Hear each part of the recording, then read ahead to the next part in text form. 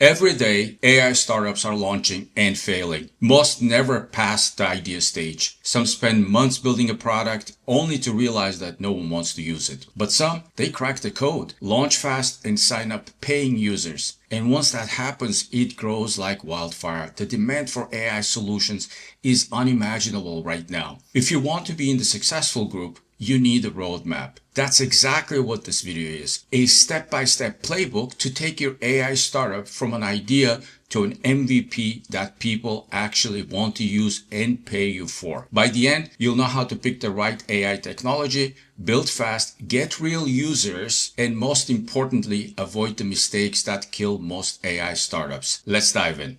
AI is moving really fast, and 2025 presents huge opportunities for startups. But I'll be honest, many founders will miss the train. They will simply get stuck. Should I use a no-code tool or start with a framework? Should I build from scratch or mash existing APIs? What's the best business model? Today, I'll walk you through a step-by-step guide to launching your AI startup from an idea to a finished MVP with real customers. Now, when you first start thinking about your idea, it's important to get into what I call the founder's mindset. There's a need for a laser-sharp focus on the outcomes of the startup. Start with the end goal in mind. Where would you like to see your startup in 1, 3, and 5 years? It's so important to have the end goal in mind and sort of start working backwards. The easiest is to think 6 months and 1 year. Where would I like to see my idea in 6 months? Would I like to see a product with real customers? How many? If it's a couple of hundred, how do I get to these couple of hundred users? So it's really, really important to laser sharp focus on the outcomes. And for most AI startups, the outcomes will be around user signups, user engagement, and retention. Currently, there's a lot of tools and new platforms and new companies popping up every day. So the FOMO is real. And one of the things that founders need to do in this period of time is to shield themselves from all these distractions of new tools, new technologies. Of course, continuous education and retooling is very important.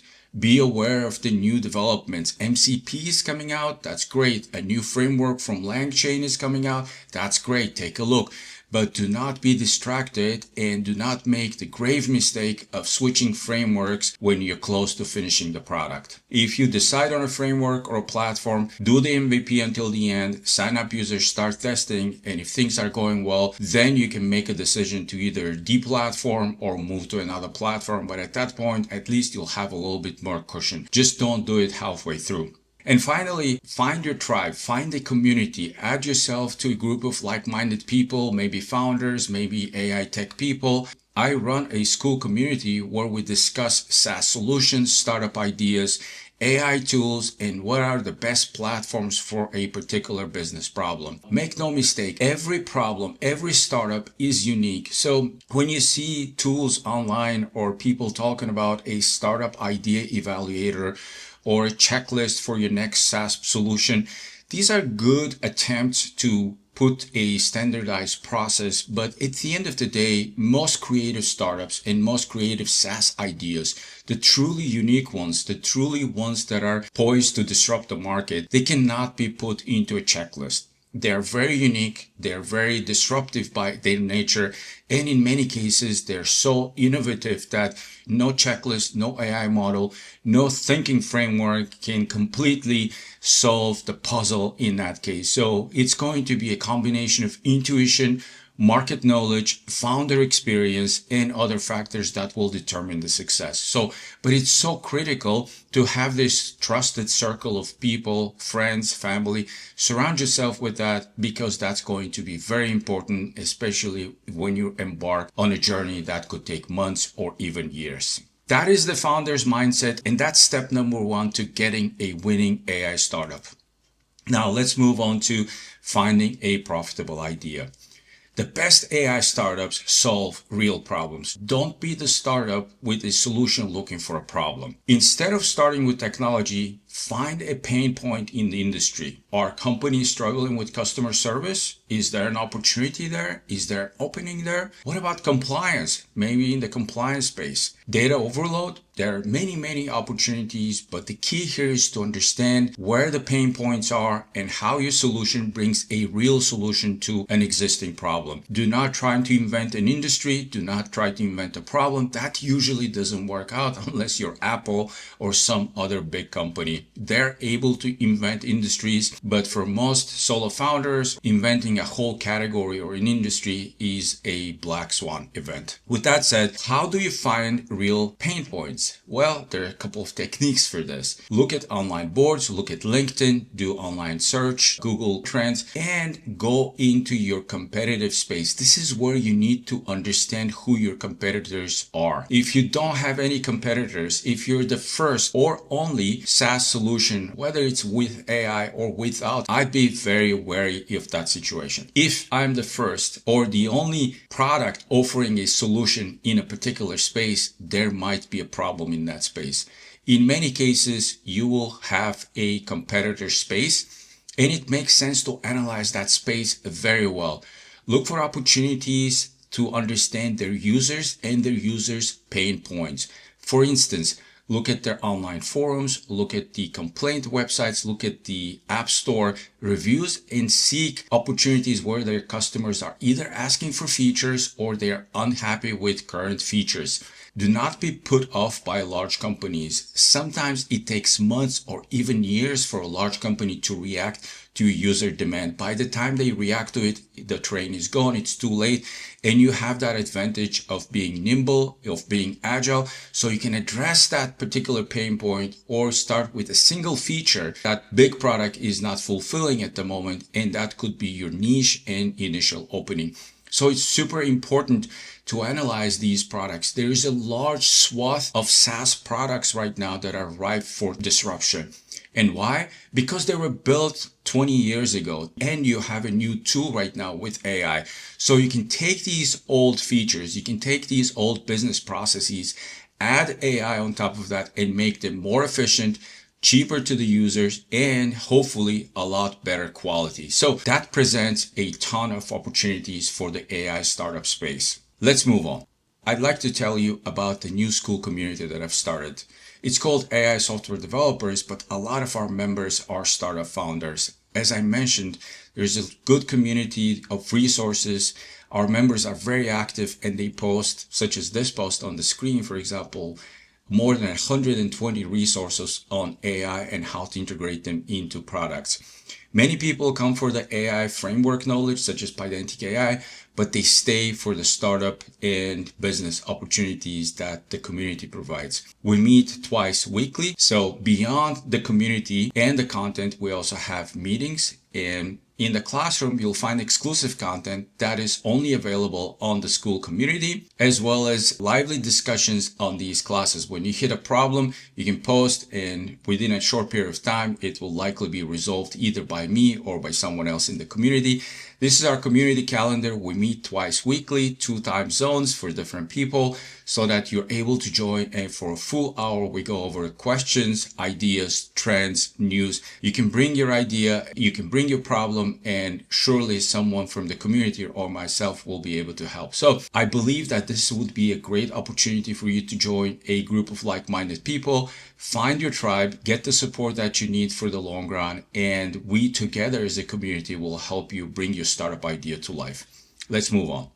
The next stage is to choose the right stack. And choosing the right tech stack is an important phase for multiple reasons. First of all, you may not be a technical co-founder, you may not have a technical co-founder. So you need a little bit of research and understanding of how to choose the best tech stack for your startup. At this stage, the important thing is not to go into analysis paralysis, but to look at the space and understand the current tooling, the problem that you're solving, and understand what are the best set of tools to help you solve that problem. Another important thing here is that not to overcomplicate. A lot of founders struggle in this phase, and they start with too many complicated tools, and that ends up becoming a long effort for the MVP. The key here is to get the MVP as soon as possible with good set of quality features. We'll have a slide on the MVP coming up next. But in order to build an MVP in a meaningful time frame, you need a tech stack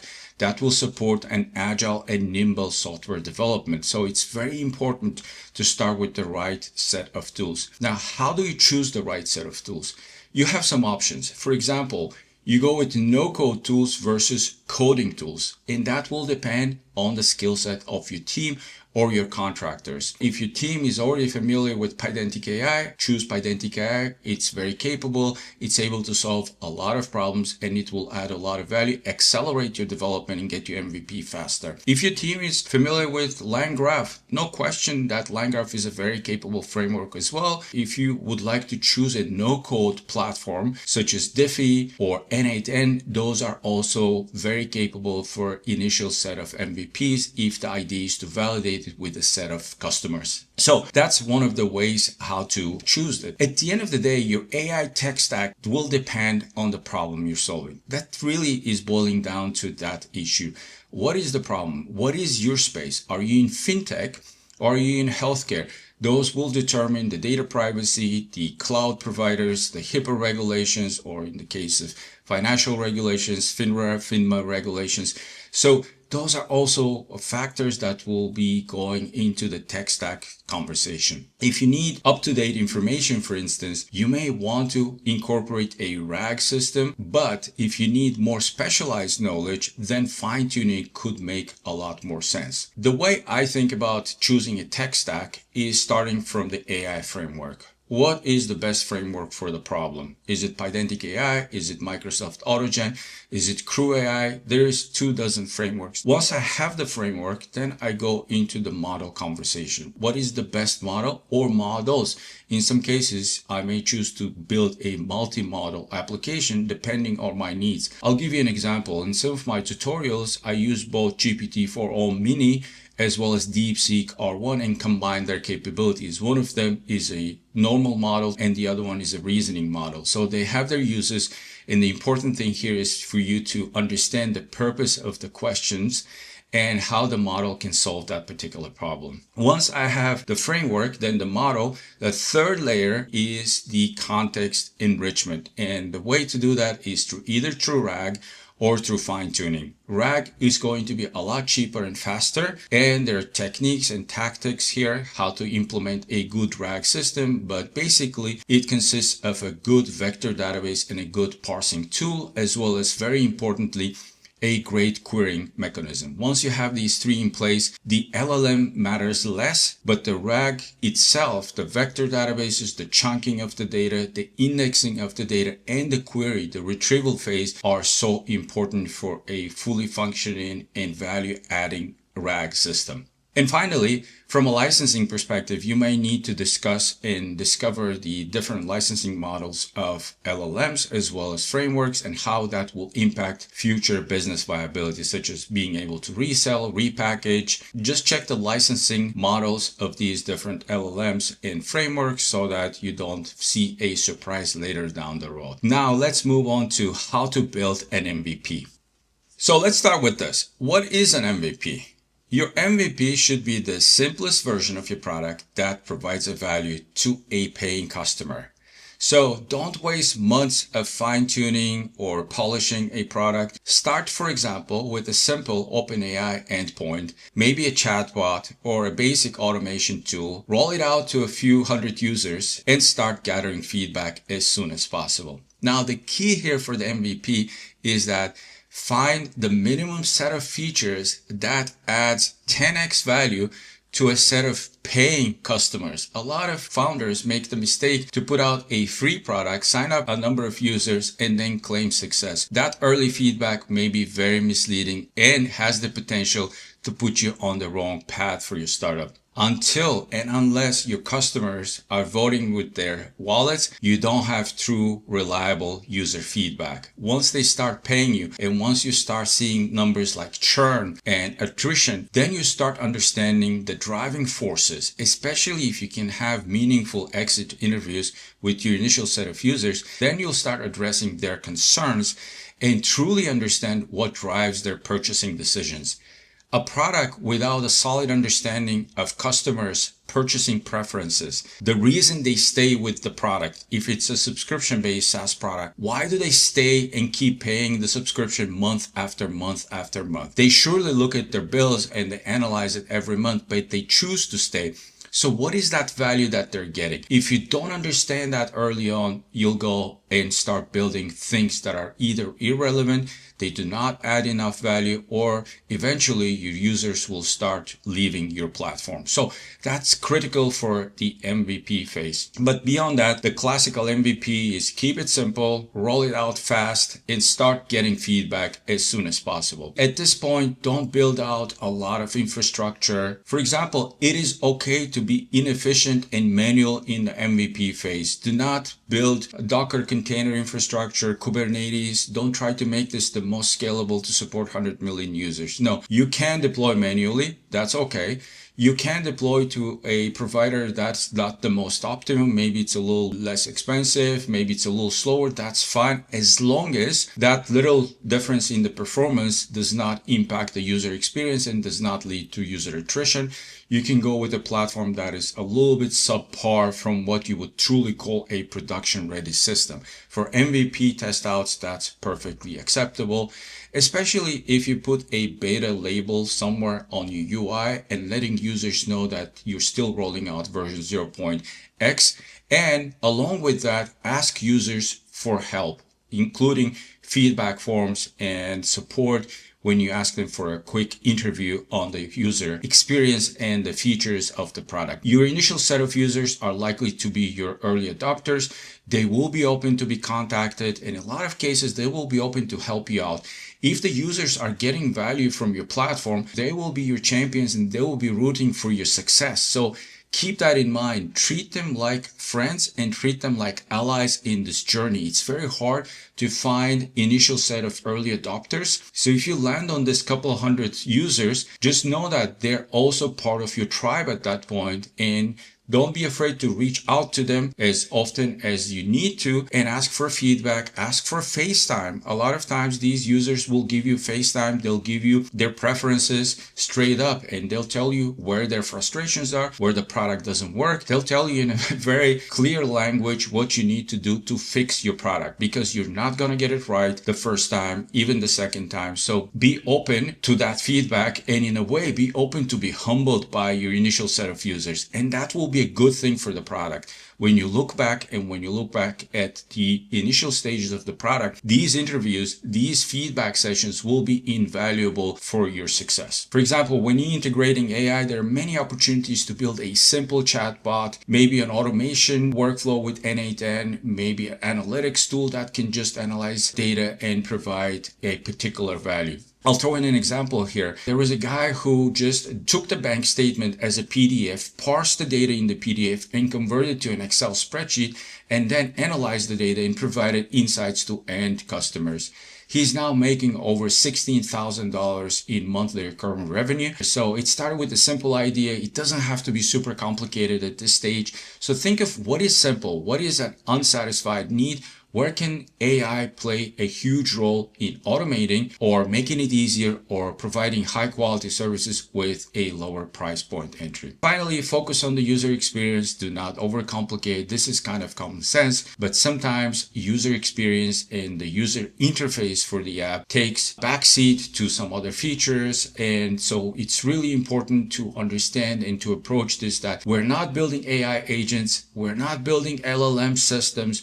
We're not building Pydantic AI infrastructure. What we're building is a user interface that provides value to the customer. You can build the greatest AI agent infrastructure that provides the best answers in the world, but if the UI is clunky, if it's unintuitive, if the users are lost when they first land and they don't know where to go, they will never get to your beautiful agent. So think of that from backwards to the front of the queue. Where does my user land? Do they really have a clear idea of the first action they're supposed to do? Is it clear where they are supposed to click? Is it clear what they're doing? And is it clear the results that they're getting? Finally, when you first roll out MVP, make sure to include strong analytics and analyze these steps and understand where the users are struggling, where the dropouts are. If you have an onboarding wizard, Third, understand in which step users are struggling or where you drop out the users, and then perhaps include a description or a simple movie to explain the step, perhaps even help them with other methods so that they overcome that little hurdle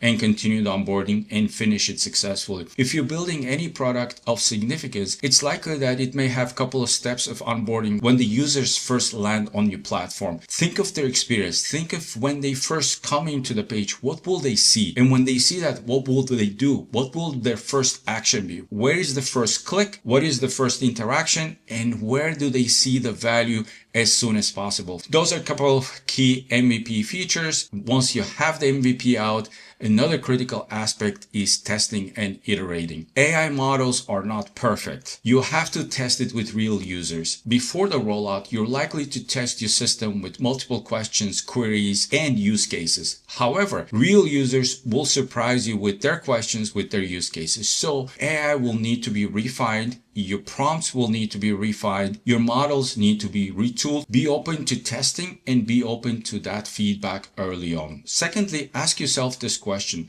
does my tool truly provide value and give the results that my users are looking for? A small tactic here, of course, is to include a thumbs up, thumbs down in the results window, as well as perhaps a little form where users can chime in and say, this result is exactly what I was looking for, versus, oh, this missed the mark. I was looking for something else, and yet I received this result. Having strong analytics at this phase will be critical to gather data, to test, and to iterate the product features as quickly as possible. If you think of MVP and the post 6 months after the MVP, set your mindset to have a once a month release. So in the next 6 months, target 6 releases. It depends on the domain and the complexity of your product, but once a month is probably a good release schedule. Make it too often and sometimes users get confused, too many updates, especially if you're changing the UI, that's not a good surprise. Users like to be surprised when bugs are fixed or new features are added in a way that is intuitive and easy to find.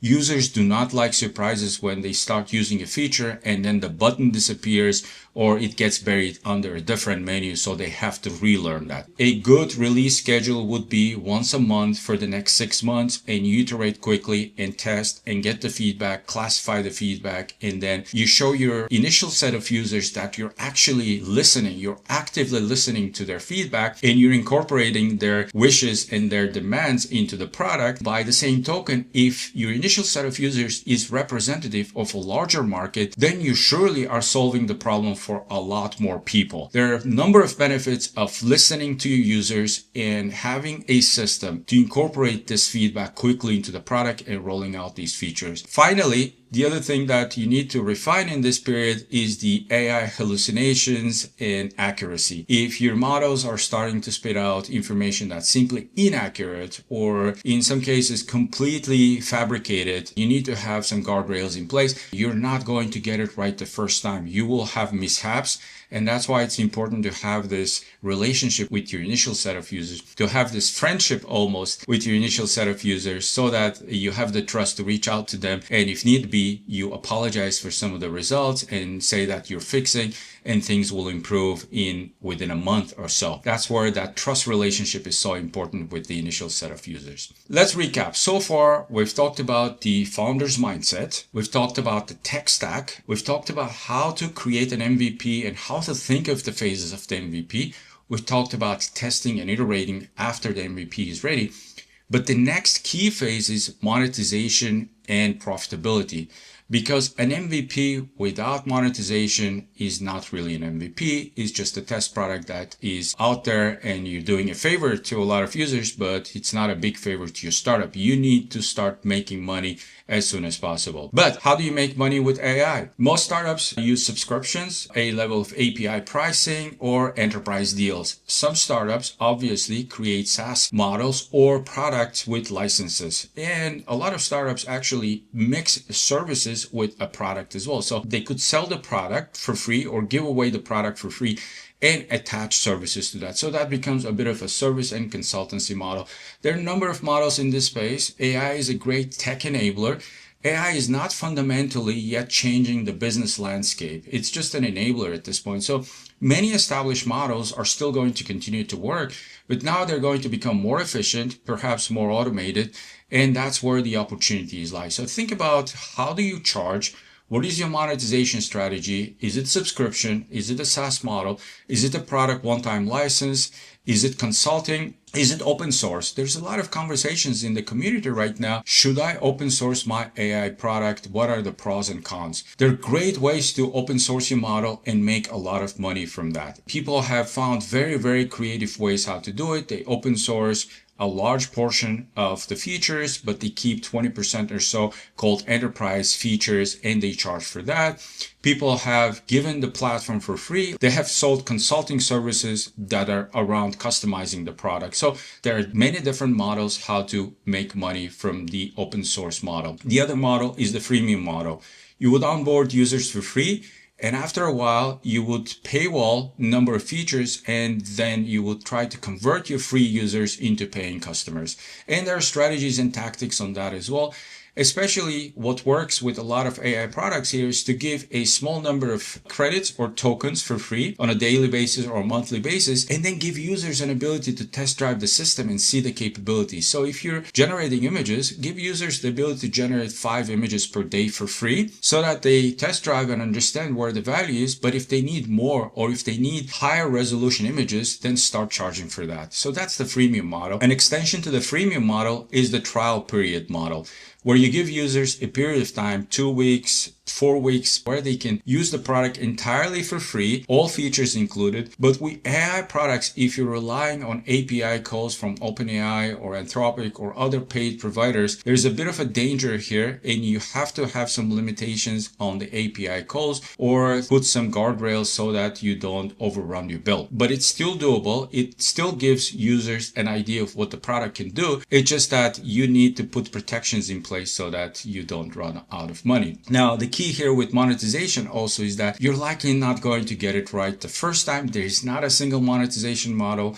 And especially when it comes to pricing, you have to do A/B split testing. You have to test by geographic location, by niche, by industry. A/B split testing your prices can maximize your profits, and it's a step that you should take very seriously and design for it. Once you have the monetization, you have a little bit of cash flow. The next step is now scaling up the startup. So how do you do that? How do you start thinking about growing the startup? And one way for this is through fundraising and finding VC money. This is an important question. Should you bootstrap or should you raise money? Bootstrapping gives you full control, but VC funding can speed up your growth significantly. And what investors want to see, though, is product market fit, revenue, and a very strong team. So these are the key factors here. So hopefully by the time you come to this stage, you would have built a great team, a great product, and you have a great set of initial customers that are paying for the platform, and hopefully your cash flow positive. You could be losing money. That's also fine. Considering that you've invested so much money, you may still be in the hole, and that's perfectly fine. But if you have a meaningful cash flow, that's very attractive to an investor. Here's how a VC would think when they look at an AI solution. The first question on their mind will be, oh, another AI wrapper. And that's very normal. We're all human, and we'll look at your solution and we'll say, okay, another OpenAI wrapper. What else can this do? I've seen a million of them. Tell me what's different about this. And that's a normal reaction. Keep in mind that investor psychology here will be around, there are many of these products. It's hot, but everybody's building it.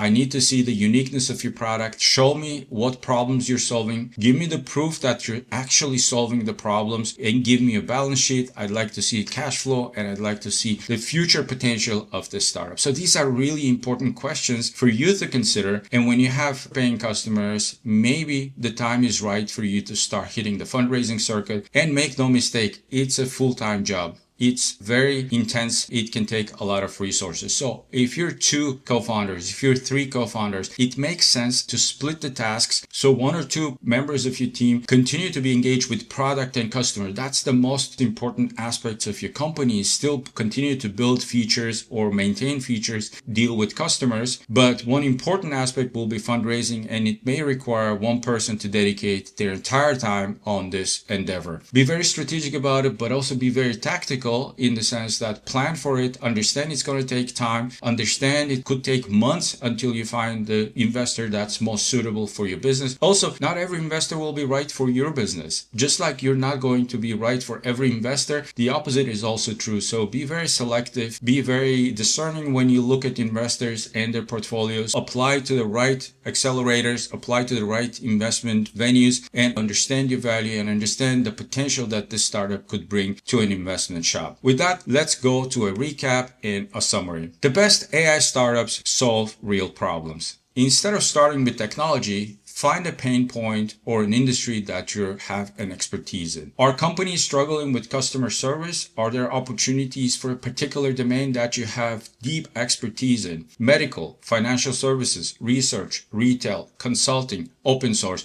These are all venues where people are making money with AI startups right now. But the key here is that identify that problem. If you've been in an industry for a long time, you probably know some of the problems and you probably know some of the inefficiencies. I would look into problems and I would look at old business models that are still inefficient, that are ripe for automation. A big problem with a manual process makes a perfect combination for an AI startup. Keep the MVP simple.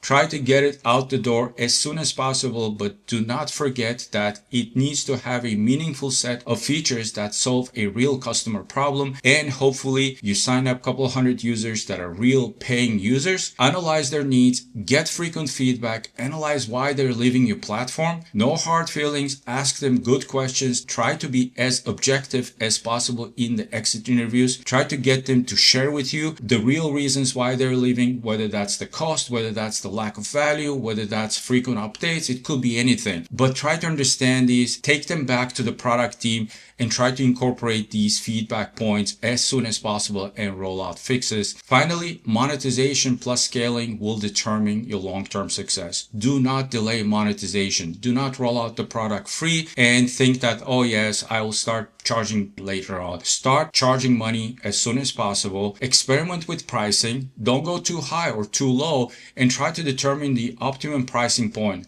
How do you determine the optimum pricing point? Competitor research, value-based pricing, or other techniques that can give you an idea of what the right pricing model is. But at the end of the day, it will take experimentation. If your customers are not biting on a pricing model, try to lower it. In some cases, try to make it higher and add more value. You're not going to get it right the first time, but the important thing here is not to try and think long and hard to get it right the first time. No. The important thing is to understand that it's very low probability that you get it right the first time, but to establish a system of quick updates and changes to the pricing models, experimentation, testing, quick learning, and rolling out new pricing models as soon as possible. If you have that system, be it CI/CD, be it a landing page that can be updated very quickly, these are the system little components in place that will enable your business team to be very agile. You can go to your product team and say, hey, I need a new landing page with a new pricing model. I want to test this.